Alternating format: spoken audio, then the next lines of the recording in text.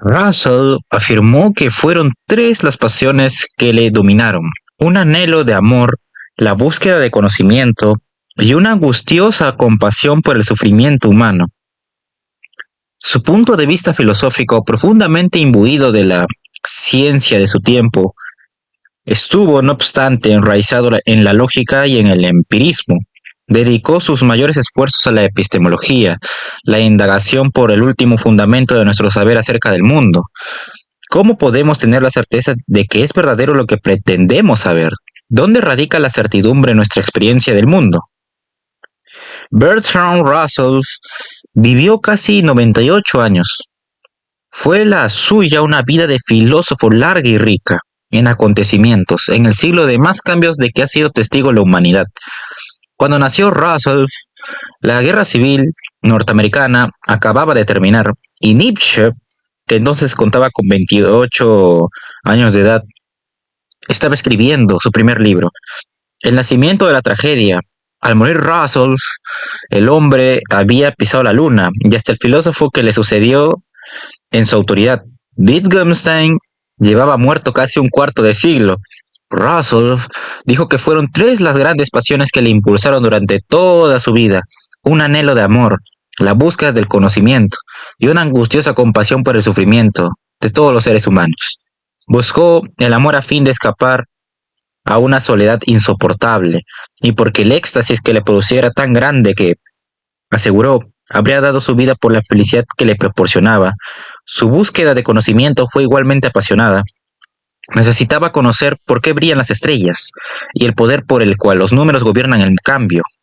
Su filosofía siempre estuvo muy en cuenta la ciencia, tuvo muy en cuenta la ciencia, evitada por muchos filósofos a pesar de haber transformado el mundo durante el siglo.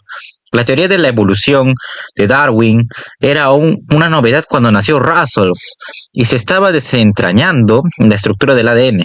Cuando murió, entre medias, la teoría de la relatividad, la física cuántica, la fisión nuclear y la teoría del Big Bang modificaron para siempre la forma como vemos el universo. Sin embargo, el punto de vista filosófico de Russell, profundamente enraizado en la lógica y el empirismo, permaneció esencialmente sin cambios en muchos aspectos. Su enfoque fue casi siempre lúcido y de acuerdo con el sentido común, aunque él mismo calificó esto de metafísica de los salvajes, y se negó a permitir que el contenido de su pensamiento, a distinguir de su modo de expresión, se viera distorsionado por su maligna influencia. Russell fue lo bastante aristocrático como para que no le importara parecer ridículo. De hecho, muchas de sus posturas políticas más extremistas fueron consideradas precisamente así. Su carácter fue una mezcla poderosa de arrogancia elitista, franca honradez y principios inflexibles. Fue capaz de ver en las profundidades del mundo, tanto filosófica como políticamente, pero fue a menudo ciego en lo concerniente a su propio mundo interior. Sin embargo, este desconocimiento psicológico pareció ser el origen de su impulso, dando fuerza emocional incluso a sus pesquisas más intelectuales, así como a sus frecuentes asuntos del corazón. Esta vigorosa búsqueda del amor y conocimiento obedeció a una actitud en verdad apasionada. Como el propio Russell admitió, fueron tareas que le elevaron al cielo, de donde le bajó a la tierra su tercera pasión, su conmiseración por la humanidad sufriente, las víctimas mundiales de la maldad infligida por los hombres, guerra, pobreza, tortura, sufrimiento. Le impulsarían una y otra vez a acciones quijotescas. Russell fue durante toda su vida la imagen de la contradicción y de la controversia. El mismo hombre que durante un tiempo fue considerado como el filósofo más importante del mundo sería también vilipendiado a causa de sus avanzadas opiniones liberales acerca del amor y de otras cuestiones sociales. El mismo hombre honrado con el premio Nobel sería encerrado 2 veces en prisión. El hombre que trató de establecer una filosofía lógica demostrable con certeza estimularía al filósofo cuya obra reemplazaría y socavaría su propia filosofía. Si bien puede decirse que la filosofía lógica de Russell fracasó, cabe argumentar que su filosofía política sí tuvo éxito, independientemente de que haya habido filósofos a quienes esta última les pareciera trivial o incluso escandalosa. Él no lo creyó así. Actualmente las costumbres sociales aceptadas en el mundo occidental se asemejan a las ideas liberales de Russell, mucho más que a las de otros pensadores más respetados que han escrito sobre temas políticos y éticos. De manera similar, su vehemente campaña en contra de las armas nucleares puso las bases del desarme. aunque sin duda él habría señalado que este proceso está muy lejos de ser completo y puede todavía resultar en el desastre que él trató de evitar. Russell afirmó que hizo sus mayores esfuerzos en el campo de la filosofía tradicional, concretamente en epistemología, esto es, la búsqueda de los fundamentos últimos de nuestro conocimiento del mundo. ¿Cómo podemos tener la certeza de que es verdadero lo que pretendemos saber? ¿Dónde radica la certidumbre de nuestra experiencia del mundo? ¿Puede decirse que el conocimiento más preciso, las matemáticas, descansa en una base lógica segura? Estas fueron las preguntas que Russell trató de responder durante sus momentos de pensamiento filosófico más profundo. Son las eternas preguntas de la filosofía, desde Platón y Aristóteles, pasando por Descartes, Hume y Kant, hasta Russell y Wittgenstein. La segunda mitad del siglo XX fue testigo de un intento concertado de socavar tales preguntas. ¿No existe la verdad universal o todo conocimiento está en relación con la época histórica o la cultura en donde es admitido? Pero la persistencia del pensar científico y filosófico demuestra que las cuestiones encaradas por Russell siguen siendo de vital importancia para el pensamiento actual. Sus ideas y los progresos que hizo en epistemología siguen siendo extremadamente importantes para la filosofía contemporánea. La época de un conocimiento científico que parece siempre en expansión necesita más que nunca una filosofía que le sirva de apoyo. En un sentido general, todavía no se ha encontrado, y es posible que nunca se encuentre, pero sigue siendo fructífero el intento de ver cómo una filosofía semejante podrá servir del fundamento al conocimiento científico. Al tratar de desvelar su certeza, comprendemos mejor qué es ese conocimiento. Pensamos científicamente acerca de un mundo que parece científico. ¿Qué quiere esto decir de nosotros y del mundo que habitamos? ¿Cuál es el nexo de unión entre estas dos entidades dispares, si es que lo hay? El pensamiento de Russell ha sido uno de los últimos y de los más esclarecedores estadios de esta antiquísima pesquisa filosófica. Bertrand Russell nació en 1872, en el seno de una de las más distinguidas familias aristocráticas de Inglaterra. La época victoriana estaba entonces en su punto más alto, cuando el Imperio Británico se acercaba a su apogeo. La hipocresía estaba a la orden del día en medio de una extendida represión social y psicológica. No obstante, los padres de Russell mantenían puntos de vista liberales e ilustrados. Su padre perdió su escaño en el Parlamento por sumarse a la causa del control de la natalidad. La infancia del joven Bertram estuvo ensombrecida por la muerte. Sus padres y su hermana murieron cuando tenía 5 años. Los padres habían dejado instrucciones para que sus 2 hijos quedaran bajo la custodia de un amigo suyo, ateo. Pero esto fue impugnado en los tribunales por el poderoso abuelo de Bertram, Lord Russell, que había sido 2 veces primer ministro. Los tribunales anularon el testamento de los padres, de modo que Bertram y su hermano mayor fueron a vivir con Lord y Lady Russell en su mansión de Pembroke Lodge, en Richmond Park, a las afueras de Londres. La propia reina Victoria escribió a Lady Russell para felicitarla y añadió: confío en que vuestros nietos crezcan para colmar todos vuestros anhelos. Muchos años después, Bertrand Russell comentaría burlón que ese deseo le fue negado. Lord Russell falleció antes de cumplirse 1 año. El pequeño Bertrand esperaba con pavor en su cama el momento en que moriría también Lady Russell, algo que suponía de modo infantil que había de suceder pronto. Se concentró mentalmente en sus amados padres, en una imagen luminosa y evanescente de incertidumbre y dulzura. La vida en Pembroke Lodge transcurría de manera muy diferente. Lady Russell era una puritana voluntariosa, aunque paradójicamente conservaba las opiniones políticas liberales de su esposo, su niño ángel, como llamaba a Bertram. Fue criado en un régimen de baños fríos antes del desayuno y bajo una moral estrecha. Asuntos tales como el sexo o el comercio sencillamente no se mencionaban. Lady Russell había decidido que su ángel no se contaminaría por el contacto con otros niños. Fue educado en casa por tutores por las lecciones ocasionales de su afable hermano Frank, 7 años mayor que él, y de quien evidentemente se pensaba que era un caso perdido. Puesto que fue enviado a la escuela, Frank fue quien introdujo a Bertram en un mundo que habría de transformar su vida. Russell ha descrito cómo empezó a estudiar geometría a los 11 años, instruido por su hermano. Comenzaron por abrirse camino a través de los elementos de Euclides. En las reveladoras palabras de Russell, no había imaginado que pudiera existir algo tan delicioso en el mundo. Ante la sorpresa de Frank, Russell no encontró ningún problema de comprensión incluso cuando llegaron a la difícil quinta proposición de Euclides. De nuevo, en palabras del propio Russell, esa fue la primera vez que pensé que podría tener alguna inteligencia. En su aislamiento no había tenido a nadie con quien compararse. Para el adolescente Bertram, esto fue algo más que el fascinante descubrimiento de una maravilla no imaginada antes. La manera como Russell se enfrentó a la matemática fue característicamente original desde el principio. Frank le explicó que Euclides fundó toda la geometría mediante pruebas, de modo que los teoremas resultaban del todo ciertos e incontestables. Pero a Bertram le seccionó descubrir que Euclides hubiera basado en realidad la geometría en una serie de axiomas fundamentales. ¿Qué de las pruebas de estos? Frank replicó que no había. Bertram se negó tercamente a continuar hasta que Frank le presentara algunas. Este le explicó que simplemente tenía que aceptar los axiomas, que de otro modo no podrían seguir adelante. Como Bertram se moría para aprender más de la maravillosa geometría, aceptó a regañadientes. Su amor por la belleza formal y la certeza de la matemática, así como su ferviente deseo de que ésta se basara en un fundamento firme de verdad incuestionable, mantuvieron vivo a Bertram durante los 30 años siguientes. Esto no es una exageración caprichosa. La vida de Russell en Pembroke, Luchy, fue solitaria hasta extremos malsanos, y sus sentimientos acerca de los seres humanos fueron casi enteramente sublimados. Él mismo cuenta cómo iba a menudo al jardín a contemplar por encima de Richmond Park la lejana vista del valle de Támesis.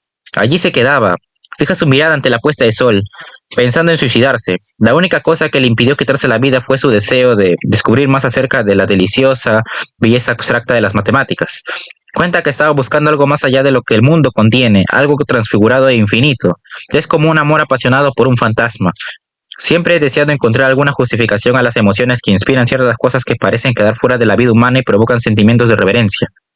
Parecería que la psicología que estas palabras expresan es transparente, pero el deseo inconsciente de Russell de reunirse con sus padres no explica del todo su interés apasionado por las matemáticas. Desde sus más tempranos años demostró poseer una claridad excepcional de pensamiento, idealmente adecuada para las matemáticas. No obstante, esa claridad enmascaraba a menudo complejidades casi impenetrables, y no solo en matemáticas. Russell sintió siempre la necesidad de dar expresión clara y franca a sus pensamientos, pero las cosas fueron rara vez tan diáfanas como él deseaba. Sus solitarias elucubraciones lo llevaron pronto a rechazar toda noción confusa de Dios, especialmente del Dios personal tan querido por su abuela. A lo largo de toda su vida, Russell profesó con una claridad racional y persuasiva su creencia atea, su vana búsqueda de Dios, a la vez que conservaba una actitud hacia las matemáticas que expresaba en términos de religiosidad mística. Creyó en el abstracto mundo de las matemáticas y se sintió impulsado a buscar en él la certeza que se había desvanecido en su vida durante su temprana infancia. A la edad de 16 años, fue enviado a un colegio en Londres, donde estuvo interno durante casi 2 años. Los alumnos decididamente toscos e ignorantes, a juicio de Russell, se preparaban sobre todo para los exámenes de ingreso en el ejército. Por desgracia, esta certera valoración de la mayoría de los futuros oficiales había de colorear la opinión que tuvo Russell de la humanidad hasta el final de sus días. A pesar de su preocupación muy a menudo proclamada por los apuros que parecían sus semejantes, a Russell le fue siempre difícil esconder una cierta reserva aristocrática, que se intensificaría hasta el desdén cuando hubo de enfrentarse a quienes eligieron dedicar sus vidas a tareas menos nobles, tales como los militares, políticos y autoridades de todo tipo.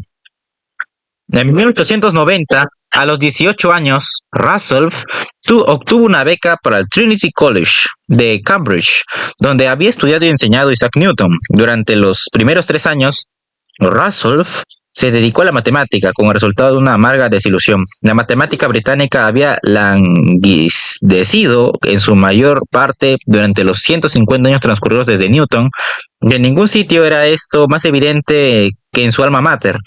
Los famosos exámenes denominados Wranglers, diseñados para descubrir a los mejores matemáticos de Cambridge, exigían poco más que un formidable aprendizaje maquinal y cada vez más ingeniosos trucos memorísticos. La negación de la abstracta belleza que tanto había ilusionado a Russell, de modo que en su cuarto curso se dirigió disgustado hacia la filosofía. Allí descubrió el mundo abstracto del final de todos los mundos abstractos, en la forma del sistema metafísico omnicomprensivo ideado por Hegel, el filósofo alemán de principios del siglo XIX. En Cambridge enseñaba G. McTaggart, una variante moderna del idealismo absoluto de Hegel, según el cual tanto el tiempo como la materia son irreales, solo el espíritu absoluto que abarca todo dentro de sí tiene realidad. Esa realidad última es un todo cuyas partes están interrelacionadas. Russell le asemejaría a una gelatina, en la que si tocabas una parte todo se estremecía, pero que a diferencia de la gelatina no podía cortarse en partes separadas. Según McTaggart, aunque esta realidad última existía en un mundo ideal más allá de la realidad que experimentamos, era posible deducir su naturaleza.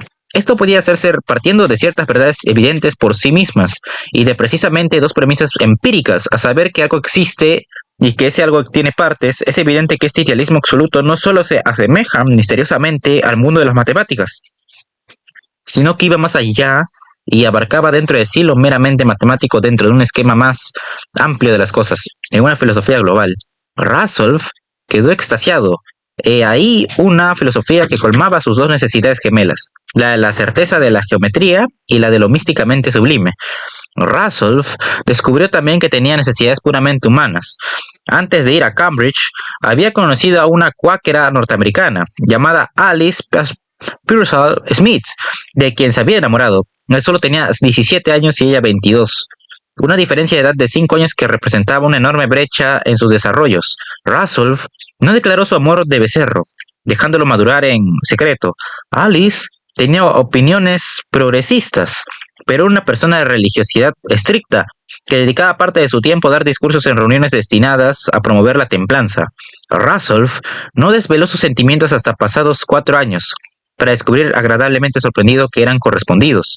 En una época de emociones reprimidas, cuando eran pocos los que tenían alguna experiencia en el manejo de sus sentimientos, hasta el amor platónico podía convertirse rápidamente en una pasión extrema. Al cabo de pocos meses, Bertie y Alice pensaron en casarse. La reacción de Lady Russell era fácil de predecir, escandalizada ante esa norteamericana buscadora de oro. Hizo en todo lo que estuvo en su mano para poner fin al idilio. Bertie se mantuvo firme en medio de lágrimas, insolencias, acusaciones de ingratitud y amenazas, en su promesa de casarse con Alice tan pronto cumpliera él los 21 años. Entonces sería legalmente libre de tomar sus propias decisiones y heredaría además bienes suficientes para mantenerse. Los dos se casaron en 1894. Russell se graduó con las calificaciones más altas en ciencia, moral, filosofía y fue elegido Fellow del Trinity College. Ese nombramiento no implicaba más deber que el de investigar. El señor y la señora Russell emprendieron un viaje por Europa y fijaron por un periodo largo de tiempo su residencia en Alemania. Allí se interesó Russell por la política e incluso llegó a escribir un libro titulado La socialdemocracia alemana, que sería su primera obra publicada. Al regresar finalmente a Cambridge, Russell fue presentado a H.A. Moores, considerado como la nueva joven estrella intelectual de la universidad. La actitud de Moores respecto de la filosofía era obstinadamente recia. Rechazaba el idealismo de McTaggart sobre la base de que simplemente desafiaba el sentido común. Moores persistía en su fe en el mundo físico de los sentidos. El pensamiento de Russell había experimentado un cambio, de tal modo que estableció pronto una buena relación con Moores. Russell se dio cuenta de que el mundo hegeliano del idealismo absoluto no guarda ninguna relación con las realidades de la experiencia física. La ciencia y la realidad material no podían sencillamente ser pasadas por alto. Y Russell se descubrió a sí mismo adoptando una visión materialista y empirista del mundo. Lo real es la experiencia, y lo que experimentamos es el mundo material, pero no fue capaz de abandonar su muy mística fe en las matemáticas. Los filósofos más grandes han sentido tanto la necesidad de la ciencia como la del misticismo. El anhelo por reconciliar esta aparente disparidad ha hecho de la filosofía un afán más grande que la ciencia y la religión. Russell intentó ahora hacer justamente eso al embarcarse en una investigación sobre los principios de las matemáticas. Su pensamiento había cerrado el círculo. A los 26 años se dispuso a atacar la cuestión suscitada en su infancia y su primer encuentro con Euclides, cómo descubrir los principios últimos sobre los que se basan las matemáticas. Como Russell dijo entonces, aunque el trabajo es casi por completo matemático, su interés es casi enteramente filosófico. Su búsqueda era la de la certeza última. Euclides empezó por los axiomas, que eran la base de la geometría, pero ¿cuál era la base de estos axiomas? No fueron tomados al azar, con seguridad tenían que obedecer a algo. Russell pensó que este algo último solo podía ser la lógica.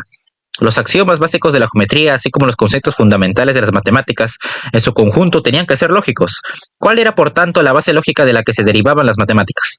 Russell asistió en julio de 1900 al Congreso Internacional de Filosofía celebrado en París. Allí conoció al lógico y matemático italiano Giuseppe Peano, quien llevaba varios años trabajando en los fundamentos de los números. El objetivo de Peano era ir más allá de la idea de número como simple intuición y establecer en su lugar un método lógico sobre el cual fundar el concepto y a partir del cual pudieran generarse los números. En el curso de su investigación desarrolló una serie de símbolos lógicos fundamentales que le permitían analizar conceptos y proposiciones hasta sus últimas partes constitutivas. Por ejemplo, introdujo símbolos separados para una clase de un solo miembro y el miembro de esa clase. Esta sutileza hizo posible superar la anterior confusión lógica entre los conceptos. Es un miembro de, está contenido en y es igual a. Russell quedó profundamente impresionado. Nunca antes había visto un rigor lógico tan preciso. Había tropezado con dificultades muy grandes en sus intentos por desentrañar los principios básicos de las matemáticas, pero ahora mis sensaciones se parecían a las que uno tiene después de escalar una montaña en la niebla. Cuando está al llegar a la cumbre, de pronto desaparece y el paisaje se hace visible 40 millas a la redonda. Russell había visto antes el mundo como un tazón de gelatina, y ahora se le antojaba un balde de perdigones. El todo había dejado paso a una miriada de partes discretas. Ahora se hacía necesario aplicar el análisis que deriva de la palabra griega para desenmarañar. En lugar de hacer la síntesis, el balde de perdigones consistía en partes separadas, cada una en contacto solamente con las de su alrededor. Toda comprensión de este nuevo universo discreto requería un análisis de las relaciones existentes entre las diferentes partes. El énfasis caía ahora en la naturaleza atómica del universo, que podía someterse al análisis lógico. Russell no se estaba refiriendo con esto tanto a los átomos físicos como a la antigua idea griega que dio origen a la noción de átomo. Según Demócrito, el filósofo del siglo V a.C., si se divide progresivamente la materia, se tiene que llegar finalmente a algo indivisible, a algo que no se puede cortar. En griego, átomos, de aquí la palabra átomo. Demócrito no llegó a esta idea a través de la experimentación, sino mediante el puro razonamiento lógico. Este era también el objetivo de Russell. Ahora, deseaba llegar a los átomos indivisibles de la lógica sobre los que se basaba la matemática. En un principio había llegado a los conceptos básicos de número, orden y el todo y la parte, pero Peano le había indicado cómo ir más allá de la intuición inmediata del número al demostrar que podría ser generado a partir de ciertos postulados aún más fundamentales. Cero es un número. El sucesor de todo número es un número. No hay dos números con el mismo sucesor. Cero no es sucesor de ningún número. Russell no se sintió enteramente convencido por esta lógica, pero admitió enseguida que este método era la clave. En lugar de su concepto previo del todo y la parte, decidió usar la idea de clase. Como en la clase de todas las manzanas, la clase de todos los problemas no resueltos y otras cosas más. La clase es una distinción lógica, se basa en la ley fundamental lógica de la identidad. Una cosa no puede ser a la vez ella misma y otra. El mundo se divide en manzanas y cosas que no son manzanas. Russell pudo mostrar que la noción de clase es previa a la del número. Por ejemplo, podemos concebir la clase de las manzanas sin coleccionar todas las manzanas y colocarlas juntas. Aún sin contar el número de manzanas de esta clase, podemos decir algunas cosas muy definidas. Por ejemplo, esta clase no incluye ninguna pera. Todos sus miembros son frutas. De aquí se deduce que la noción de clase es previa a la de número. Con otras palabras, la noción lógica de clase es más fundamental que la de número. Russell procedió entonces a emplear la noción de clase a fin de generar el concepto de número, y después de todos los números particulares. Una versión simplificada del método de Russell es como sigue.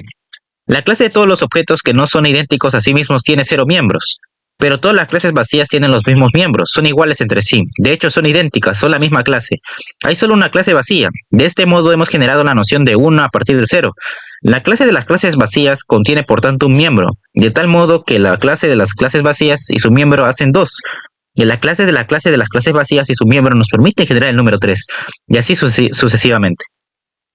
Todo el conjunto de las matemáticas podría generarse a partir de la noción lógica de clase, que a su vez se deriva de la noción lógica fundamental de identidad. Russell estableció con ese método dos puntos vitales.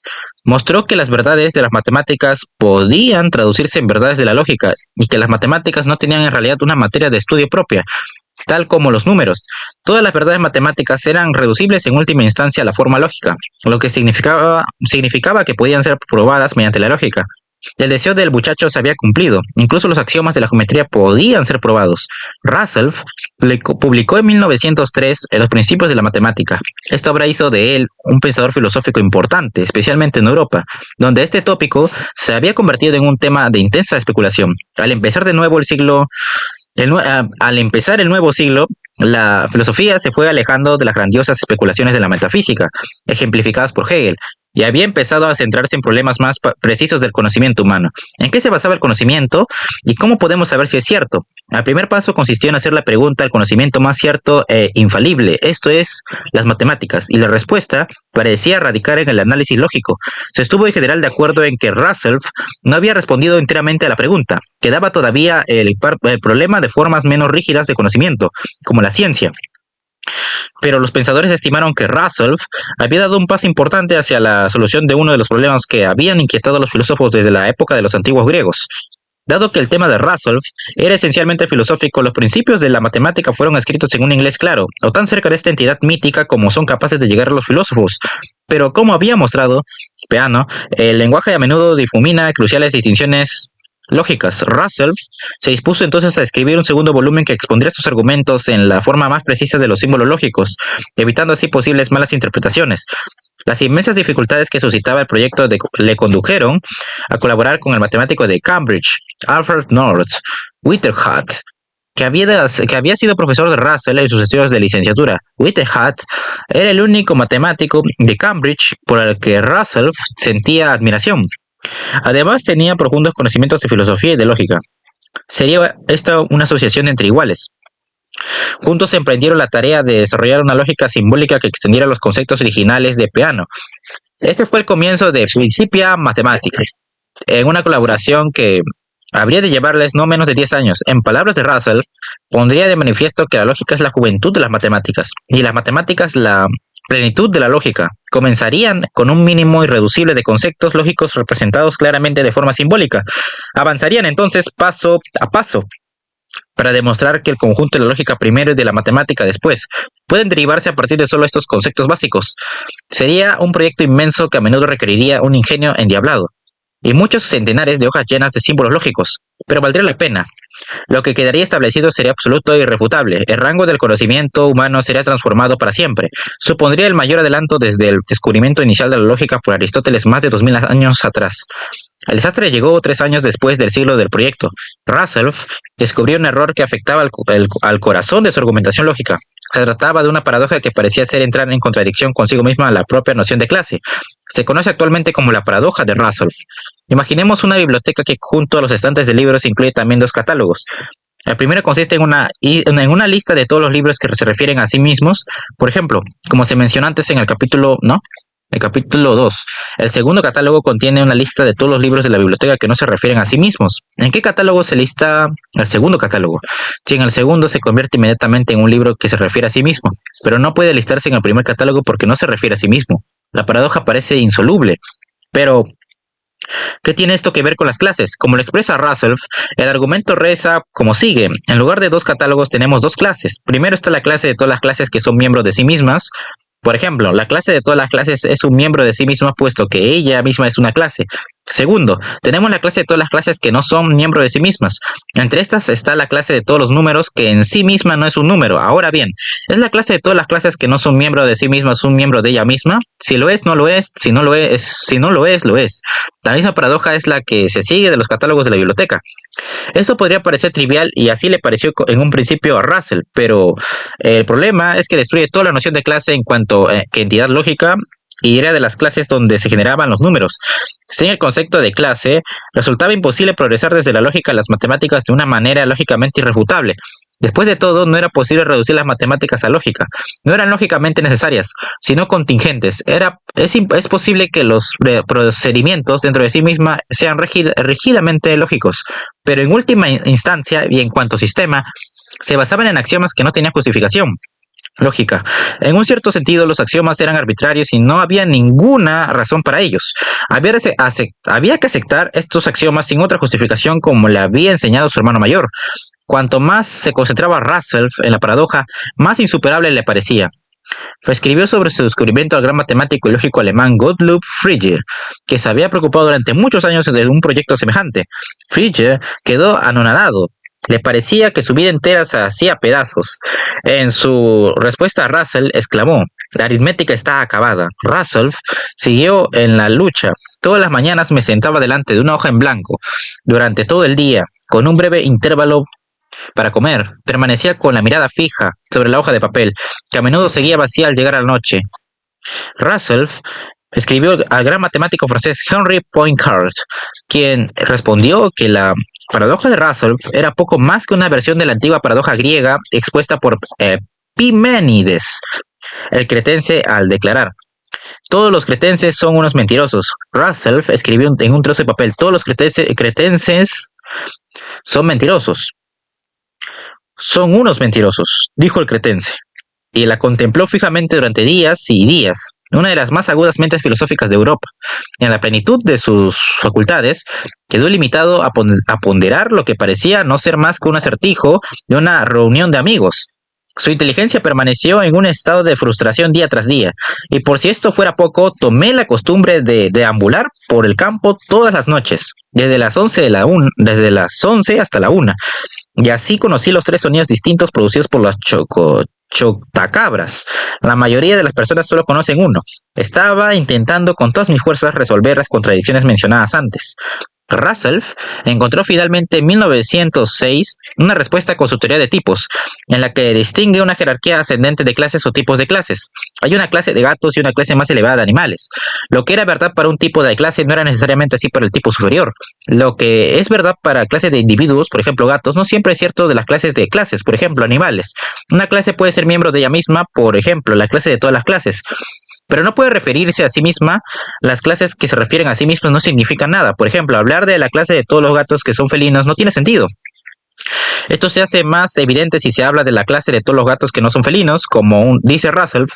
Todo lo que abarca el conjunto de un colectivo no puede ser un miembro de este. Esto quiere decir que ni la clase de todas las clases que son miembros de ellas mismas, ni la clase de todas las clases que no son miembros de ellas mismas pueden incluir ellas mismas.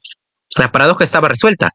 Russell no cabía en sí de contento y declaró: "Después de esto, solo quedaba escribir el libro".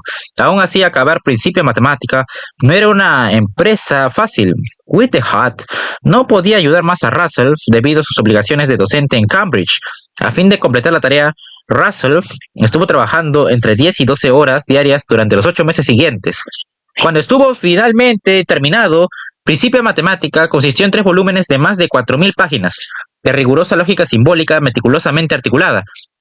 Cada paso tuvo que ser defendido desde los fundamentos, hasta tal extremo que la proposición 1 más 1 igual 2 no parece sino un mediado del volumen segundo. No es de extrañar que Russell declarara más tarde: "Mi intelecto no se recuperó del todo de este esfuerzo". Russell terminó Principia Matemática hacia 1909. Para la publicación de los 3 volúmenes prosiguió durante los 3 años siguientes. No era de esperar que semejante obra fuera un éxito de ventas, pero resultó ser formidablemente abstrusa incluso para filósofos y matemáticos. Russell dijo después que solo había conocido a 6 personas capaces de leer los 3 volúmenes. No obstante, Principia Matemática marcó una época en la historia del pensamiento especulativo. Con el tiempo había de ejercer una profunda influencia en la investigación matemática, científica y filosófica en toda Europa. La teoría de los tipos de Russell allanó el camino para el positivismo lógico, la filosofía europea predominante en las décadas de los 20 y los 30 del siglo XX. Su descubrimiento de que una proposición puede ser correcta sintáctica y lógicamente y al mismo tiempo no tener sentido resultó ser seminal para el pensamiento positivista lógico. Para los positivistas lógicos, el significado de una proposición consiste en el método de su verificación. Esto les condujo a distinguir entre 3 tipos de proposiciones. Estiman que las proposiciones matemáticas y lógicas son tautológicas. Esto es, una parte de la proposición es en última instancia la explicación de la otra parte. Por ejemplo, 2 más 2 es igual a 4, incluso xn más yn es igual a zn. El segundo tipo de proposición puede ser verificado por la experiencia. Esto incluye acertos tales como hoy es jueves, incluye también todas las declaraciones científicas. Por ejemplo, el agua hierve a 100 grados centígrados. Semejantes declaraciones pueden ser verificadas. El tercer tipo se refiere a afirmaciones metafísicas tales como Dios existe o el universo tiene una finalidad. puesto que son inverificables, no tiene sentido hablar de ellas. Las proposiciones de este tipo son sin sentidos. Esto conducía a dos dificultades. Todas las proposiciones éticas e históricas caen dentro de la tercera categoría. En lenguaje estricto, proposiciones tales como está mal de comer personas y Colón cruzó el Atlántico en 1492 son inverificables. Una tercera objeción resultó aún más dañina. El acerto, el significado de una proposición es su método de verificación. Cae también dentro de esta categoría. Esta paradoja, a diferencia de la de Russell, se negó a desaparecer. Pero tampoco la paradoja de Russell fue definitivamente desterrada. Pronto se descubrió que no todas las clases que se refieren a sí mismas son disparates o sin sentidos. En realidad, varias categorías bien establecidas de las matemáticas se fundan en clases que se refieren a sí mismas, de modo que estas no podían ser desechadas. Por otra parte, no parecía haber manera lógica de distinguirlas de las clases sin sentido. El intento de probar que la matemática es lógica se dirigía a aguas todavía más turbias. Esta última evolución parecía sugerir que la propia matemática contenía paradojas que iban más allá del alcance de la lógica, y esto era naturalmente del todo inaceptable. Sin embargo, todos los intentos por probar lo contrario se quedaron en nada. Esta situación no se resolvió por fin sino en 1931, cuando, para horror de todos los interesados en la materia, un austriaco de 25 años, Kurt Gödel, consiguió poner de manifiesto que las matemáticas sí contienen una paradoja. Gödel presentó una prueba que demostraba esto de una vez por todas. Según la prueba de Gödel, todo sistema complejo, tal como las matemáticas, que trate de fundarse sobre axiomas, está condenado a contener proposiciones aparentemente verdaderas cuya verdad o falsedad no puede ser probada dentro de él. Se tiene que introducir siempre otro axioma ajeno al sistema a fin de probar la verdad o la falsedad de tales proposiciones. Pero tan pronto como se introduce el nuevo axioma que las hace demostrables, se generan nuevas proposiciones cuya verdad o falsedad no puede ser probada. En otras palabras, todo intento de basar las matemáticas en un conjunto de axiomas fundamentales está condenado al fracaso. Las matemáticas son incompletas por su propia naturaleza. Esto situó a los filósofos y lógicos ante un dilema. Sin embargo, las matemáticas no se detuvieron, y los matemáticos persistieron alegremente en su ilógica tarea. La situación no se ha resuelto todavía y los matemáticos siguen creyendo en su disciplina a pesar de la condenatoria acusación de Gödel. Adoptan el punto de vista propio del sentido común, aunque quizás no haya razones filosóficas para creer en las matemáticas. Insisten ilógicamente en creer en ellas porque funcionan. Los puentes construidos siguiendo las especificaciones matemáticas no se derrumban, los aviones no se caen del cielo y hasta los cohetes consiguen llegar a Marte. En ocasiones la teoría puede tener buenas razones, pero la práctica las tiene mejores. Los años empleados en escribir Principia Matemática culminaron en 8 meses de esfuerzo mental solitario y angustioso. Los años anteriores, sin embargo, no habían transcurrido sin incidentes, debido sobre todo a la inmadurez emocional de Russell, algo incomprensible teniendo en cuenta la época y la educación recibida.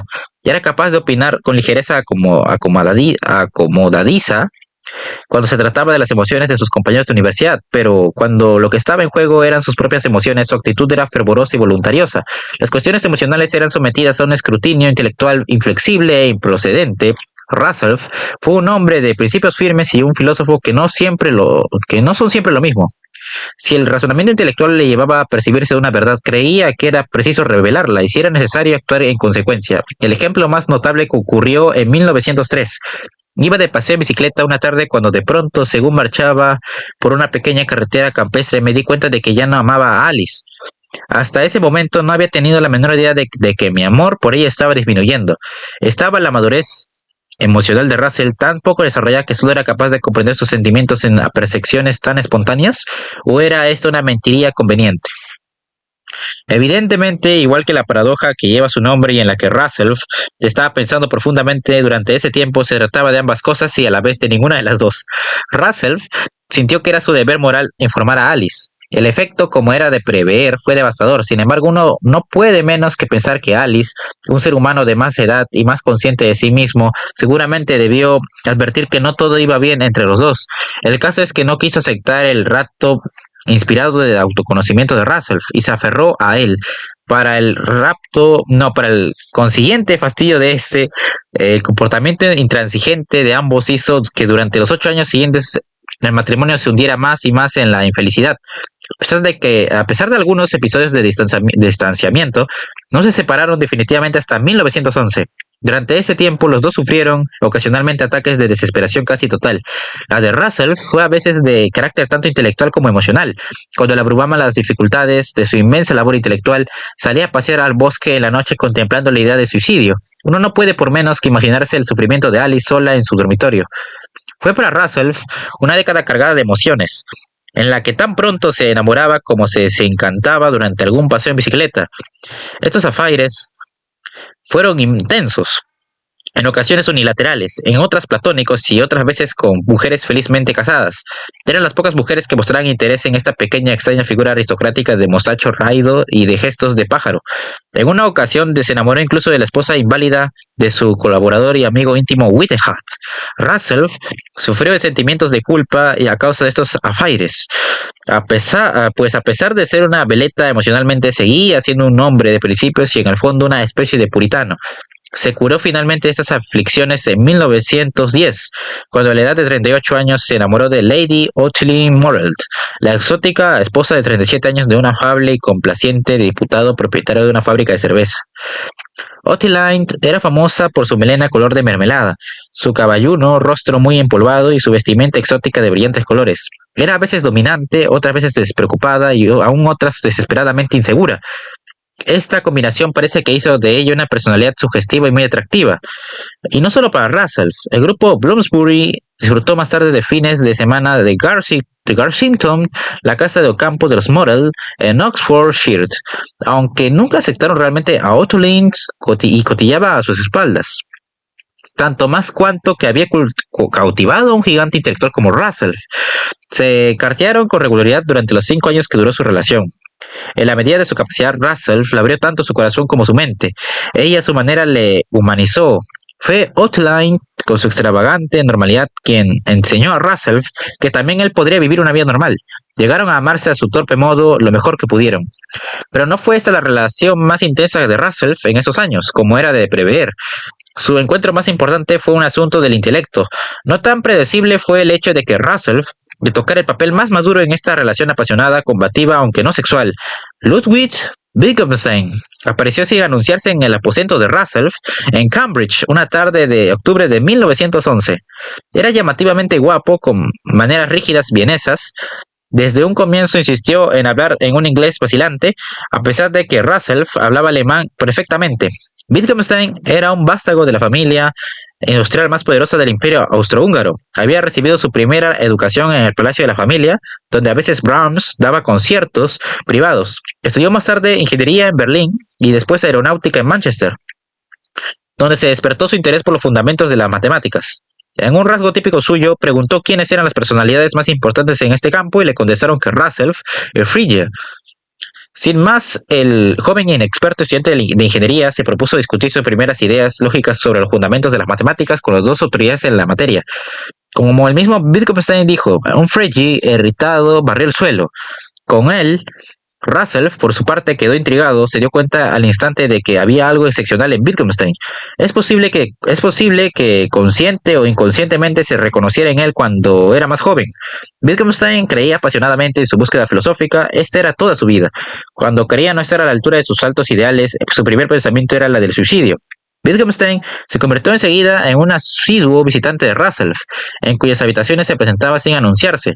Se dejaba caer hacia medianoche para patear agitado la alfombra de un lado a otro sin decir palabra. Finalmente interrogaba a Russell seriamente: ¿debería suicidarse? ¿Debería hacerse filósofo o quizá mejor aviador? Russell se opuso al suicidio en la idea de hacerse aviador. Dos actividades no muy dispares en aquel tiempo. Wittgenstein se decidió por la filosofía finalmente y comenzó a bombardear a Russell con sus ideas sobre la lógica. Russell le siguió pacientemente mediante razonamientos profundos, abriendo la mente de Wittgenstein a los problemas filosóficos implicados. Dados el fuego, la penetración y la pureza intelectual de Wittgenstein, en cuestión de meses se vio luchando a brazo partido con problemas fundamentales.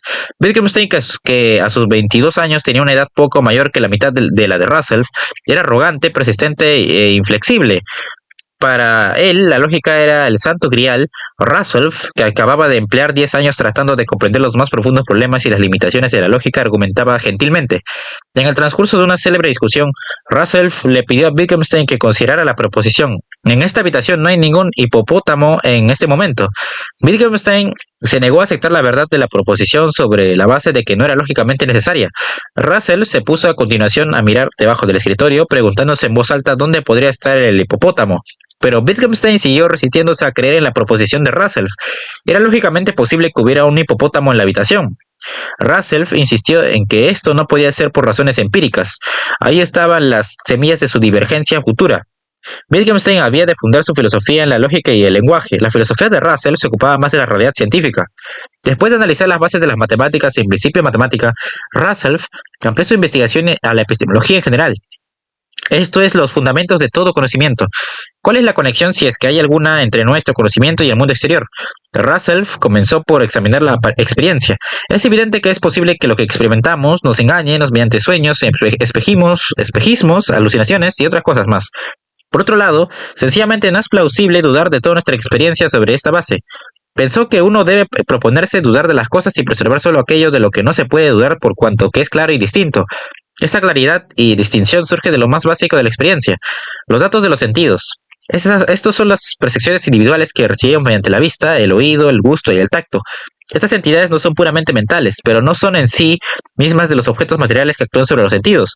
Podemos hablar de objetos cotidianos, tales como una manzana, pero el conocimiento de semejantes objetos se compone de datos individuales de los sentidos, que son los que nos proporcionan la sensación de rojo, redondo, sólido, suave y otras cosas más, que nos llevan a construir el objeto manzana, lo mismo que la coherencia, la constancia y la continuidad del mundo de los objetos. Los objetos persistentes del mundo material consisten en construcciones lógicas a partir de los datos de nuestros sentidos. Desde esta epistemología es fácil progresar hasta una visión científica del mundo. Todos los instrumentos de medición y observación no son sino extensiones de nuestros sentidos. También ellos nos proveen de datos sensibles. A partir de la más débil punta de alfiler de luz centelleante observada a través del telescopio, construimos una vasta estrella situada en una distancia de millones de años luz. Haciendo pasar luz a través de un espectrómetro, podemos construir lógicamente la minúscula longitud de onda de esa luz. El filósofo escocés David Hume, 150 años antes, había esbozado la más extensa teoría empírica de la epistemología. Todo conocimiento humano verdadero se basa en impresiones efectuadas en nuestras sensaciones, pasiones y movimientos. Nuestro conocimiento del mundo exterior viene solamente de la percepción. Hasta nuestra comprensión de cosas tales como cuerpos, causalidad y otras cosas más se logra solo mediante el incierto proceso de la inducción. No sabemos que una bola de billar sea un objeto individual. Esto es simplemente una interpretación de nuestras impresiones, una idea inducida. No sabemos que el sol saldrá mañana por la mañana o que la llama quema el papel. Semejante conocimiento es una mera suposición basada en la idea inducida de probabilidad o causa. ¿Está diciendo Russell en realidad algo más que esto? La clave de la teoría del conocimiento de Russell y su originalidad radica en el énfasis que pone en la construcción lógica. No experimentamos realmente un objeto material persistente como una montaña. Esta noción se ensambla por un proceso de construcción lógica que comienza solamente con los datos de los sentidos. El objetivo de Russell era nada menos que unir filosofía y ciencia, tal como había ocurrido en la antigua Grecia en el siglo XVII. La gran obra de Newton sobre la gravedad lleva el título de Principios Matemáticos de la Filosofía Natural. Pero en esto tropezó Russell con una dificultad. Si yo construyo simplemente el mundo material a partir de los datos de los sentidos, ¿qué es entonces el mundo material en sí mismo? ¿Es simplemente una construcción lógica dentro de mi cabeza? ¿No tiene existencia independiente fuera de mis procesos mentales fuera de mi cabeza? Y si la tiene, ¿cómo puedo conocerlo? Russell se volvió ahora hacia el problema del mundo exterior. Antes había trabajado hacia adelante, a partir de los datos de los sentidos en la construcción lógica del conocimiento. Ahora lo haría hacia atrás, a partir de los datos sensibles en la construcción de la materia. La sustancia del mundo, la materia misma, consiste en todos los datos sensibles que todos los observadores posibles podrían detectar al percibir la misma cosa. Un objeto material visto y percibido desde todas las perspectivas posibles es el objeto material. Los datos sensibles son funciones del objeto. La materia no es una especie de misterioso secreto incognoscible oculto tras nuestra percepción, como habían sugerido filósofos anteriores, tales como Kant. No hay ningún enigma y ningún secreto respecto del mundo, solo la ciencia, la luz serena, luz del día y asuntos normales. La filosofía y el mundo son cosas tan claras y obvias como la muestra de la ciencia. Como las muestra la ciencia. Los datos de los sentidos son una relación directa entre la mente y el mundo no mental, tanto si se trata de objetos físicos como si de ideas abstractas. Esta última categoría confiere una realidad platónica a cosas tales como la idea de belleza o de bondad, así como a entidades como los números. Existen de forma abstracta. De esta manera se relaciona la mente también con las matemáticas, de modo que conceptos tales como el de números son análogos a los datos básicos de los sentidos. Los procesos mentales manejan estas nociones básicas, color, número, otras cosas más, como simples atómicos. Del mismo modo que el mundo está hecho de átomos y combinaciones de átomos, el conocimiento se construye a partir de esos simples atómicos. Se puede manipular, combinar o clasificar mediante el uso de la lógica. Esto hizo que Russell llamara a su filosofía atomismo lógico. A fin de descubrir si una proposición es verdadera, podemos descomponerla en sus átomos lógicos y ver si estos han sido combinados de manera lógicamente correcta. Este método sería conocido como análisis lógico y fue una de las tendencias dominantes en la filosofía del siglo XX. Un ejemplo simple de análisis lógico es el utilizado en la proposición siguiente. El actual rey de Francia es calvo. El acerto parece establecer una relación simple que puede ser verdadera o falsa, pero en realidad presenta una paradoja.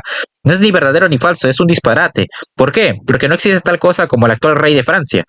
La proposición puede ser analizada en sus partes atómicas constituyentes, existencia actual, rey de Francia, y ser calvo. La primera parte es falsa y por consiguiente el rey de Francia no puede entrar en relación con ser calvo. Mientras trabajaba en estos problemas, Russell discutió muchas de sus ideas en evolución con Wittgenstein. Pronto estuvieron colaborando como iguales, pero por debajo de esta aparente asociación filosófica comenzaron a surgir profundas diferencias. Wittgenstein insistía en la primacía de la lógica, mientras que la epistemología de Russell se ocupaba cada vez más de la noción de materia, el mundo real de la ciencia. Este fue un periodo particularmente incitante de descubrimientos científicos. Uno de los más grandes de la historia de la ciencia, Einstein había publicado en 1905 su primer artículo sobre la relatividad espacial.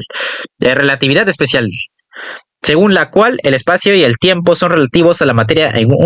La materia es una forma de energía. Entre tanto, Niels Bohr comenzó a desarrollar hacia 1921 la teoría cuántica, que señalaba que las leyes de la física clásica no permanecen vigentes en los niveles subatómicos. El espacio y el tiempo no son absolutos. Y lógicamente, la luz puede ser a la vez una partícula sólida y una onda sin masa. Russell era consciente de estos descubrimientos. Era evidente que cualquier nueva teoría filosófica tendría que tener en cuenta hallazgos tan revolucionarios. A la luz de la relatividad y de la mecánica cuántica, la epistemología tal como había sido entendida simplemente se desmoronaba. Muchos se preguntan todavía si se ha recuperado. Tanto Einstein como Bohr se sintieron muy intrigados por los problemas epistemológicos suscitados por sus descubrimientos. Actualmente los científicos que se ocupan de las últimas entidades subatómicas, tales como los quarks y las supercuerdas, no están interesados en la epistemología. ¿Son las supercuerdas partículas reales o simplemente entidades matemáticas? Semejantes preguntas les son indiferentes. Las supercuerdas funcionan en sus ecuaciones. Eso es todo lo que importa al científico. Reaccionan ante los aspectos ilógicos de la ciencia como lo hicieron los matemáticos ante la refutación de Gödel de la certeza matemática. ¿Tiene todavía algo que decir la filosofía acerca de la materia o está aquí de más la epistemología? Russell se percató de la importancia fundamental del tema y se propuso a estudiarlo. Wittgenstein, por su parte, pensaba que los fundamentos de la epistemología estaban en otro lugar, pero tanto el uno como el otro ponían un gran énfasis en la lógica. Aunque sus caminos filosóficos se apartaban a partir de allí, para Russell había más en la filosofía que la pura lógica, mientras que para Wittgenstein la lógica era lo más importante. Estaba de acuerdo con Russell acerca de los constituyentes atómicos del conocimiento y de la necesidad de analizar el lenguaje a fin de llegar a dichos constituyentes, pero para él la estructura del lenguaje revelaba la estructura del mundo. Su primera gran obra, el Tractatus Logico Philosophicus, establece con toda claridad: el mundo es la totalidad de los hechos, no de las cosas. Los hechos son el espacio lógico con el son en el mundo. Partiendo de este punto llega a concluir: sobre lo que no se puede hablar se debe callar. Con otras palabras, el conocimiento debe hablar lógicamente o no hablar en absoluto. Por fortuna, los científicos que investigaban los últimos constituyentes de la materia y su comportamiento ilógico no siguieron ese camino. Y al no seguirlo, dieron por falso el consejo de Wittgenstein. El lenguaje es capaz de habérselas con lo ilógico. El lenguaje era capaz de habérselas con lo ilógico y puede tratar también con una realidad que esté más allá de la lógica misma. La física nuclear hizo avances gigantescos durante el siglo XX. Wittgenstein, al evitar temas semejantes y retirarse a un mundo lógico, quería decir que la filosofía podía continuar operando con un éxito considerable en certezas limitadas. De aquí su posición dominante en la filosofía del siglo XX. En claro contraste, la filosofía de Russell nunca resolvió satisfactoriamente el abanico más amplio de problemas que trató. El continuo intento de Russell de resolver estos problemas dio cada vez a su filosofía el aspecto de un arreglo provisional. Comparados con las nítidas, aunque complejas certidumbres de Wittgenstein, los valientes y ambiciosos ensayos de Russell parecen ser mera confusión. Aún así, Russell aprendió mucho de Wittgenstein. Diría después que haberlo conocido fue la experiencia más estimulante de su vida intelectual, pero llegó a sentirse deslumbrado por las complejidades que expresaba Wittgenstein, a ver socavada su confianza por la pasión casi enfermiza con que Wittgenstein embestía contra sus posturas filosóficas, hasta el punto de concluir que la filosofía se le había hecho demasiado difícil cuando estaba en sus primeros 40. Se convenció de que nunca volvería a ser capaz de realizar una obra original. En esta batalla filosófica entre dos gigantes no había duda de quién ganó. Queda por determinar cuánto fue debido a la fuerza de la personalidad más que a la coherencia de los razonamientos filosóficos. A pesar de este revés, Russell estaba muy lejos de ser un hombre acabado. Por el contrario, fue entonces cuando sus más profundas cualidades humanas empezaron a surgir. Habiendo abandonado el intento de forjar una filosofía original y comprensiva, se puso a escribir libros de filosofía popular en una serie de libros engañosamente sencillos, que siguió escribiendo con regularidad durante el resto de su larga vida. Trató de todo, desde problemas específicamente éticos hasta la historia entera de la filosofía occidental. Completó en 1912 el primero de estos libros, titulado Los problemas de la filosofía. Sigue siendo para muchos la quinta esencia de las introducciones al tema. Wittgenstein estaba horrorizado de que Russell se degradara hasta el punto de introducir en la filosofía personas de talento inferior al suyo. A partir de entonces trató a su anterior mentor con un menosprecio condescendiente. A pesar de lo cual, Russell le ayudó generosamente más tarde en dos coyunturas cruciales de su vida. Consiguió que se publicara el Tractatus Logico Philosophicus y que obtuviera un puesto en Cambridge en la década de los 30, a pesar de su total carencia de credenciales académicas. Los intereses filosóficos de Russell siempre trascendieron los claustrofóbicos límites de la lógica. Las cuestiones políticas, éticas y estéticas le interesaron de forma persistente, y no solo en teoría. Su actitud fue liberal y se sumó con fuerza a los debates políticos y éticos de la época. El asunto social más disputado en Gran Bretaña durante los años anteriores a la Primera Guerra Mundial fue el movimiento en favor del voto femenino, dirigido por Emmeline Pankhurst, que fue encarcelada en varias ocasiones debido a sus protestas. En una época en que la expresión de estas opiniones conducía a menudo al ostracismo social, Russell se manifestó a favor de dar el voto a las mujeres. Incluso se presentó en 1907 a las elecciones complementarias de Wimbledon al Parlamento haciendo campaña por el sufragio femenino y por el libre comercio, lo cual causó furor en toda la nación y provocó muchos más insultos que votos para Russell. Las mujeres no obtuvieron el voto en Gran Bretaña hasta 1918, 2 años antes que en los Estados Unidos. A pesar de este revés, Russell siguió desempeñando un papel activo en política, haciendo campaña en las elecciones por el Partido Liberal, y así fue como conoció a Lady Ottilie Morrell, cuyo marido era diputado liberal en el Parlamento. Al contrario de lo que suele suceder, los principios de Russell se fueron radicalizando a medida que envejecía. Al iniciarse el siglo se dejó arrastrar por la marea del patriotismo imperialista que acompañó la guerra de los Boers. Cuando el ejército británico derrotó a los colonos holandeses de África del Sur en 1914, al estallar la Primera Guerra Mundial, tenía 42 años y ya había racionalizado los principios liberales. Pensaba que la guerra era inmoral y dirigió un número de muy impopulares protestas pacíficas en Londres. Esto hizo que fuera expulsado de su puesto de profesor en el Trinity College de Cambridge.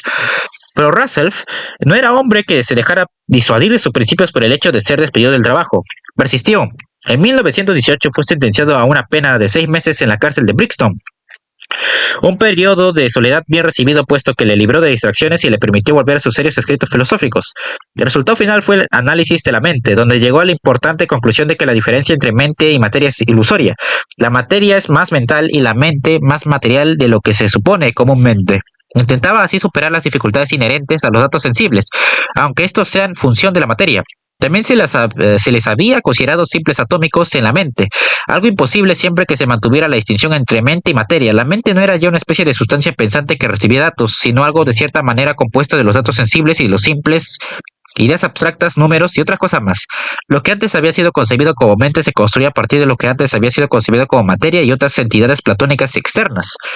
Ottilie apoyó en gran medida a Russell durante su campaña antibélica, pero la pasión entre ellos menguó hasta el punto en que se convirtieron simplemente en muy buenos amigos. Los principios liberales de Russell la habían llevado a abogar por el amor libre desde mucho tiempo atrás, pero fue solo entonces cuando empezó a practicarlo. Su episodio anterior de promiscuidad, después de desenamorarse de Alice, parece haber sido una sucesión de apasionamientos espontáneos surgidos de la incontinencia emocional y al margen de cualquier actitud moral. Tuvo unos cuantos afaires, los más notables con la actriz de 21 años Colette O'Neill, la escritora Catherine Mansfield y Vivian Eliot, la primera esposa mentalmente inestable del poeta T.S. Eliot. Pero en 1919 conoció a Dora Black, una mujer de 25 años de espíritu independiente que fumaba en pipa y que se había graduado con las máximas calificaciones en lenguas modernas en Cambridge. Dora admiraba la postura pacifista de Russell, pero su persona se le asemejaba al sombrerero loco de Alicia en El País de las Maravillas, un perspicaz juicio que sorprendió a más de uno de sus conocidos. Ella y Russell sostuvieron intensas conversaciones en las que ambos expresaron su profunda falta de fe en el matrimonio. Dora era una feminista radical que declaraba que su propósito en la vida era tener hijos que serían creados enteramente por ella sin que el padre tuviera ningún papel en el asunto. Bueno, no será contigo con quien yo tenga hijos, replicó Russell. Quizá fue inevitable que se casaran, pero eso no sucedió hasta 2 años más tarde. Permanecieron juntos entre tanto y viajaron para conocer la Rusia bolchevique. La revolución que estalló en 1917 indujo a Russell a creer que por fin sabía establecer una sociedad justa en algún lugar del planeta. Partió para Rusia albergando grandes esperanzas, como miembro de una delegación del Partido Laborista, muchos de cuyos delegados creían ser peregrinos que iban a presenciar el inicio de una nueva era. Como reconocimiento de su preeminencia filosófica a Russell, se le fue concedida una audiencia privada con Lenin. Al filósofo británico no le impresionó el líder de la revolución y quedó horrorizado por lo que vio de los efectos de esta, particularmente entre los campesinos que se morían de hambre. Dora, que viajó siguiendo un itinerario distinto y vio a Lenin dirigiéndose a la multitud, regresó entusiasmada. Inmediatamente después del viaje, Russell escribió Teoría Bipráctica del Bolchevismo, donde criticaba lo que había visto. Esta obra le hizo muy impopular en los círculos izquierdistas británicos. La mayoría de los visitantes se sintieron seducidos por lo que vieron o imaginaron que vieron. H.G. Wells, que visitó Rusia el mismo año, escribió al volver una serie de entusiastas artículos del Sunday Express. George Bernard Shaw, que viajó a Rusia en el punto culminante de las purgas de la década de los 30, comparó a Stalin con el Papa y a Rusia con un espléndido luminoso sueño. Russell fue siempre un radical, pero insistió en decir la verdad tal como él la veía, con el resultado de que se conservó pocos amigos políticos en su larga vida. Pero sus vehementes discusiones con Dora Black sobre la Rusia bolchevique les unieron más y se casaron en septiembre de 1921. Dora dio a luz 6 días después al primer hijo de Russell, un niño al que llamaron Konrad por el gran novelista polaco. Dora pensó que casarse fue una seria traición a sus principios. Russell era más ambiguo, temía que la ilegitimidad, un importante estigma social en aquel tiempo, podría hacer que Conrad albergara un resentimiento hacia sus padres. Con pragmatismo impropio de sí mismo, se dio cuenta de que permanecer sin casarse con un hijo ilegítimo añadiría aún más dificultades a la posibilidad de encontrar un trabajo académico. Su postura pacifista y su etapa en prisión habían hecho de Russell persona no grata en los círculos académicos británicos. Por fortuna, su fama internacional le procuró una gira remunerada de conferencias por Norteamérica. Aunque no comparado por una amante y un hijo ilegítimo con el fin de obtener ingresos suficientes, Russell continuó escribiendo libros populares sobre filosofía y sobre temas de la época. Él y Dora escribían también con regularidad artículos para los periódicos, hasta que Dora dio a luz a un segundo hijo, esta vez una niña llamada Catherine. Surgió ahora el problema de la educación de los hijos. Siendo intelectuales de principios avanzados, los Russell estaban naturalmente en contra de toda forma de educación convencional, de tal modo que pensaron que lo único que podían hacer era abrir su propia escuela y buscar alumnos entre padres de opiniones similares. La escuela de Bacon Hill, situada en medio de la campiña de Surrey, cerca de Petersfield, se inauguró en septiembre de 1927. El prospecto describía cómo serían educados los internos como si fueran miembros de una gran familia del viejo estilo. Las clases no eran obligatorias y los jóvenes alumnos tendrían libertad de vagar por los jardines. En lugar de disciplina, se les incitaba a discutir sus problemas en el consejo escolar, un foro en el que los profesores eran de costumbre menos en número y en votos que los alumnos. Lo que el consejo escolar decidía tenía que ser cumplido, salvo en una ocasión notable.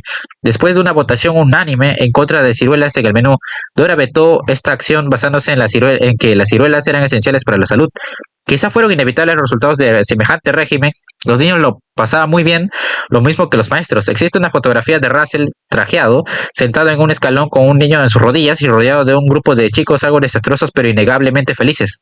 La sonrisa benévola en el rostro de Russell es probablemente la imagen más feliz que tenemos de él. Uno no puede evitar elucubrar sobre la psicología que esto implica, pero lamentablemente parece ser que fue escaso el resultado en cuanto a aprovechamiento académico. Los chicos se fueron haciendo cada vez más díscolos con el tiempo. En justicia se debe añadir que la escuela se convirtió pronto en un vertedero de chicos rebeldes, mocosos mimados de padres ricos y otros que simplemente no encajaban en ningún sitio y la mayoría de las cuales habían sido expulsados de otras escuelas. Estos muchachos de entre 3 y 12 años, difíciles a menudo malcriados, probablemente se beneficiaron de la atención de los Russell, decididos libre pensadores, pero discutir con los chicos de 8 años sobre las virtudes de las ciruelas no parece la más productiva de las actividades para uno de los filósofos más importantes del mundo, pues no puede negarse que eso es lo que era Russell, esto es, un filósofo, no un chico de 8 años. Por ese tiempo, Wittgenstein envió un manuscrito del trabajo que estaba haciendo al Trinity College de Cambridge, con esperanza de que le dieran un empleo. El escrito fue enviado inmediatamente a Russell, de quien se pensaba que era el único filósofo competente para juzgar sus méritos, aunque Wittgenstein había descrito recientemente la obra de Russell como vomitiva. Russell accedió a la ingrata y exigente tarea de intentar entender el casi incomprensible manuscrito. Russell sentía poca simpatía por la dirección que había tomado la filosofía de quien había sido su discípulo, pero reconoció benévolo que la nueva obra de Wittgenstein era muy original y sin duda importante. Esta opinión fue decisiva y Wittgenstein fue aceptado en Beacon Hills. No se recibió ninguna carta de agradecimiento. El hermano mayor de Russell murió en 1931, de manera que él accedió al título familiar convirtiéndose en el tercer conde de Russell. Frank había acabado con los que quedaba de la fortuna de la familia, lo cual quiere decir que, aparte del título, todo lo que Russell heredó fueron las deudas de su hermano, entre las que estaban las 400 libras anuales destinadas a la manutención de una de las dos esposas divorciadas de Frank. 4 años más tarde, el nuevo conde de Russell emulaba a su predecesor al contar con una segunda esposa divorciada de él. Su matrimonio con Dora había sido desde un comienzo un asunto de elevados principios liberales. Acompañados de una conducta algo menos elevada, al final Russell se encontró incapaz de mantener tan encubrada actitud después de que Lady Russell tuviera un hijo, después otro, y de su joven amante norteamericano. Un año después, en un triunfo del optimismo sobre la experiencia, Russell, a sus 63 años, se casó con su ayudante de investigación de 25, que tenía el pelo color cobre como Otto Lane y fumaba en pipa como Dora. 2 años más tarde, Russell se trasladó a Estados Unidos, donde una serie de nombramientos académicos terminaron debido a sus declaraciones públicas en temas como el control de la natalidad y el amor libre. En esos tiempos, en Gran Bretaña no existía todavía el sexo libre y muchos estados de Norteamérica eran todavía más vehementes al respecto. Cuando en Europa estalló la Segunda Guerra Mundial en 1939, Russell se encontró en Estados Unidos encallado y sin un duro. Viviendo de la hospitalidad de amigos norteamericanos, se puso a escribir Historia de la Filosofía Occidental, que llegaría finalmente a tener más de 800 páginas. Esta divertida obra dogmática llena de ingenios le salvó financieramente al convertirse en un éxito de ventas. Se sigue imprimiendo actualmente como la mejor obra de un tomo sobre el tema, como resultado de que es constantemente vilipendiada por los filósofos profesionales, muchos de los cuales estarían sin trabajo de no ser porque el libro sirvió de inspiración original a sus estudiantes para traerles a la materia. Russell regresó a Gran Bretaña en 1944 y volvió a ser nombrado miembro del claustro del Trinity College de Cambridge. Todo le fue perdonado, ahora tenía 72 años. Y era considerado su sabio racional. Sus libros llamados populares lo fueron cada vez más en medio del clima más liberal de la Gran Bretaña de posguerra. Dada también charlas en la radio con regularidad en aquellos primeros días antes de que se entendiera totalmente el concepto de radiodifusión. Ocasionalmente se les concedía conferencias distinguidos más de 5 minutos sin interrupciones de anuncios cantados, risas enlatadas o un presentador chistoso, con lo que le fue posible a Russell desarrollar sus ideas de forma comprensible. En 1950 le fue concedido el premio Nobel ostensiblemente de literatura, pero en realidad por ser un apóstol de la humanidad y de la libertad de expresión, en palabras de la BBC. Aunque a Russell le gustaba que le adularan, tanto si lo hacía una sola persona enamorada como si lo hacía el público en general, su psicología no le permitía tolerar mucho tiempo semejante popularidad, y pronto encontró una oportunidad para corregir esta situación. El mundo se estaba adentrando en el periodo más frígido de la Guerra Fría, y en 1954 Russell firmó un manifiesto junto con Einstein advirtiendo de las consecuencias nucleares de una tercera guerra mundial, que entonces parecía inminente. 2 años más tarde tuvo lugar en Pugwash, Nueva Escocia, una conferencia a la que asistieron muchos de los físicos más importantes del mundo y donde estos instaron a los líderes mundiales a evitar una guerra nuclear. Russell fue uno de los principales promotores de la conferencia, pero a sus 84 años era demasiado frágil para asistir. A pesar de ello, un año más tarde lanzó la campaña de desarme nuclear en Gran Bretaña. Fiel a sí mismo, su militancia crecía a medida que se hacía más viejo. En 1960, siguiendo el ejemplo de Gandhi, inició una campaña de desobediencia civil en contra del armamento nuclear.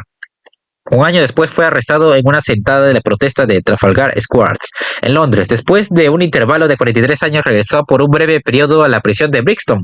Se volvió incluso más intransigente cuando se adentraba en los 90 años. Durante los últimos años de la década de los 60, se convirtió en un destacado opositor internacional a la presencia norteamericana en Vietnam, tomando parte de protestas y congresos en favor de la paz. Entre tanto, escribió su notablemente franca y lúcida autobiografía en 3 tomos, aunque endulzó unos pocos episodios como biógrafos posteriores señalaron con regocijo. A pesar de que se iba acercando al final de su larga vida, conservaba su adhesión a los 3 principios que le habían impulsado a través de los años: un anhelo de amor, la búsqueda de conocimiento y una angustiosa compasión por el sufrimiento humano. Bertrand Russell murió en 1970 a la edad de 97 años. Las matemáticas pueden definirse como la disciplina en la cual nunca sabemos de qué estamos hablando, ni si lo que decimos es verdad. Comentario de Russell acerca de las matemáticas. La curiosidad de Russell y su esperanza de que ella le conduciría hacia un conocimiento firme equivalente a una firme recuperación de la pérdida de sus padres compensaron su soledad. Este parece haber sido el significado de sus renuncias al suicidio. Primero durante su adolescencia y después en el momento de su decepción con su esposa, puesto que confiaba en desarrollar su entendimiento matemático, esto es, en llegar a la certeza. El Picasso de la filosofía moderna, descripción de Russell debida a Alf Ayer, el apóstol británico del positivismo lógico. Ejercicios honorables en filosofía moral, pero faltos de vida y sangre. Es como si hablara de sensores moviéndose en ciertas direcciones y en absoluto de personas. Isaías Berlin sobre los ensayos populares de Russell. Vomitivo. Opinión de Wittgenstein sobre el mismo tema. ¿Destruirían las máquinas las emociones o serán las emociones las que destruyan a las máquinas? Russell es skeptical Osiris. Un perro, un vagabundo, un quintacolumnista, un comunista confeso. Descripciones de Russell en la prensa norteamericana provocadas por sus declaraciones liberales en 1940. Este lobo filosofante, cuyo smoking apenas esconde los instintos brutales de una bestia, el odio, el crimen, el estado de todos contra todos, parecen ser los principios éticos fundamentales predicados por esta bestia con piel de filósofo. Descripción de Russell hecha por Radio Moscú después de que uno de sus discursos fuera retransmitidos en ruso por los servicios por el extranjero de la BBC. Los niños van a la escuela imbuidos en la creencia de que tienen derecho a ser felices. Es la perversión de la religión verdadera, la negación y la obediencia. Rev. Edward Littleton, que fue director de Iptum y oponente de los principios educativos de Russell. En el transcurso de una conferencia, Russell afirmó que no era posible romper las reglas de las matemáticas sin consecuencias desastrosas.